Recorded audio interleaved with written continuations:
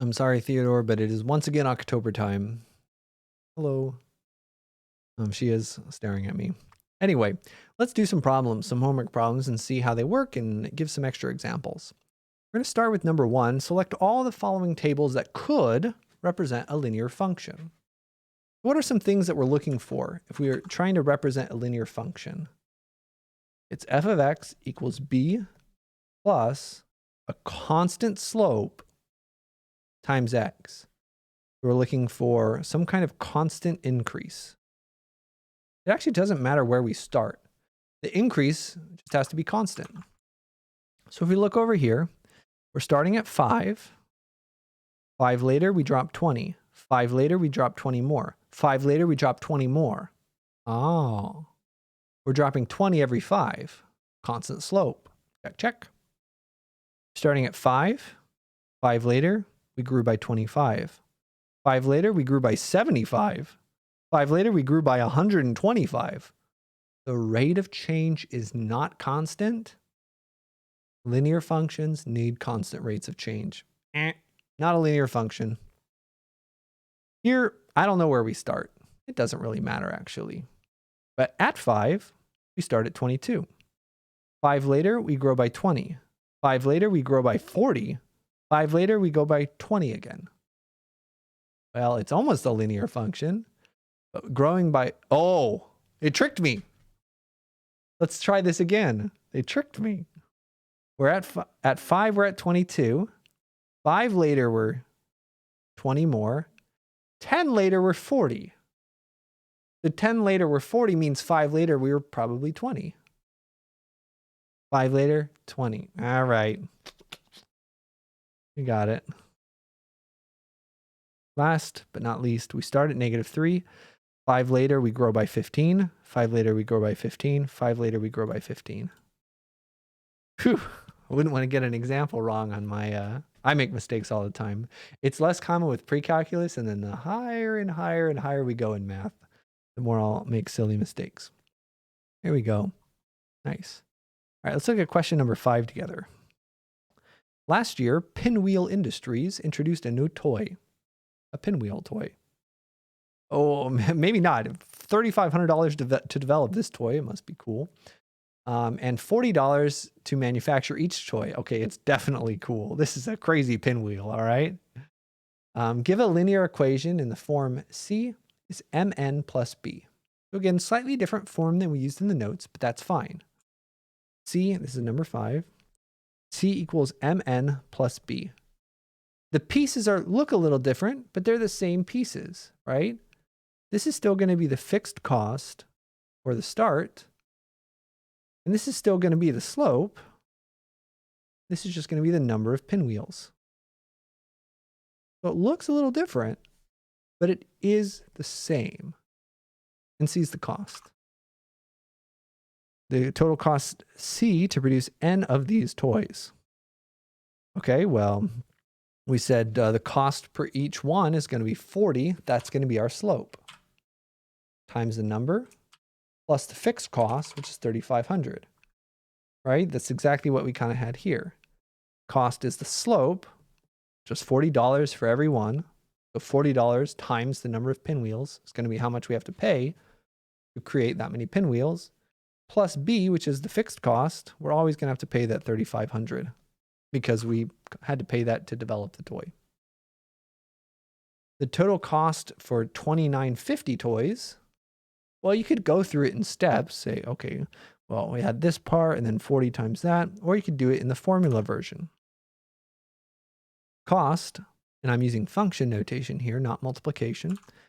Cost of 2,950 toys going to be 40 times 2,950 plus 3,500. It's a lot of toys. It's a big production. Popular pinwheel, fancy pinwheel. They're probably raking in the money.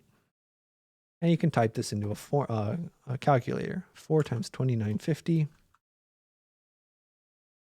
plus 3,500. $121,000. 500. Goodness. Let's say they had $137,500. How many toys could be produced? So now we're asking if the cost of some number of toys is $137,500. How many could we produce? Well, let's say, okay, let's look at this. Replace the cost with 137,500. That equals 40n plus 3,500. We got to solve for n. So we subtract 3,500 from both sides. When we do that, and you can use a calculator, it's 134,000. And this becomes 0. They cancel. Divide both sides by 40. Well, we cancel one of the... I'm not doing this one in my head. 134,000 divided by 40. 3,350. And again, this should kind of make sense and be consistent with our answer from B. Almost 3,000 toys is 121K. 400 more is 137K. Yeah, they're not too far off in one way or the other. Let's see how we do. Great. Question 11. A company discovers that if they want to produce 950 new electronic parts, let's call that variable X, it's going to cost $92,950. Let's call that variable Y. To produce 930, it's going to cost $91,000 and 130. Compute the slope of the cost and choose the most accurate statement. Let's find the slope and then worry about the statements. And in fact, let's not get ahead of yourself, Jason. Slow down. Video number 15, slow down. Okay. Catching up. Trying to get these done. Let's kind of look at this. So if X is 950, the Y was 92,950. And when X was 930, the Y was 91,130. And we want to find M. Well, it looks like we got 2 inputs and 2 outputs. Looks like we can use our favorite formula for slope. Let's say this is the first input and the first output. Say this is the second input and the second output. Doesn't matter which one's which as long as you're consistent. The slope will be the change in Y's over the change in X's. 91,130 minus 92,950 divided by 930 minus 950. To subtract this out, use a calculator. 91,950. Sorry, 91,930 minus 92,950 divided by 930 over 950. 51 on the nose. What are the units? Well, X is the number of units produced. Y is dollars. So the units are going to be the units of output divided by the units of input. So $51 per unit. It's positive, means increasing. The cost is, what is the problem talking about? To produce this many parts, it'll cost this much dollars. Yes. So we've essentially found the marginal cost. I'm spoiling things a little bit.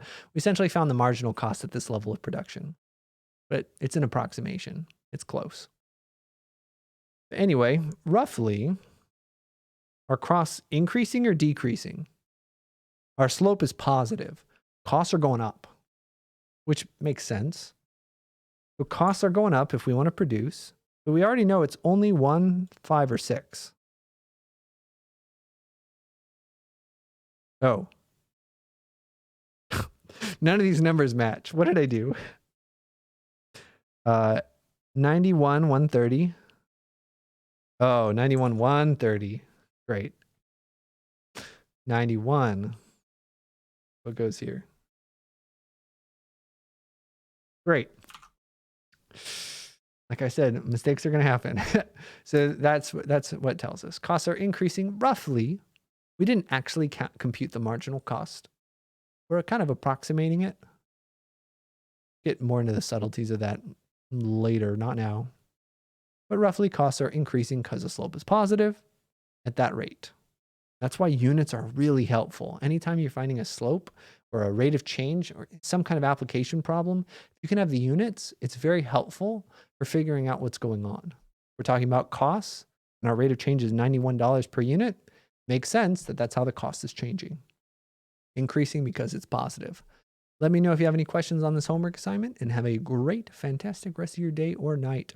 I'm going to get some dinner, probably some enchiladas that my mom made for me when she visited me 3 weeks ago. They're not 3-week-old enchiladas. Well, they kind of are, but they were in the freezer because I was on vacation. They're going to be good. You don't need to know any of this. Bye-bye.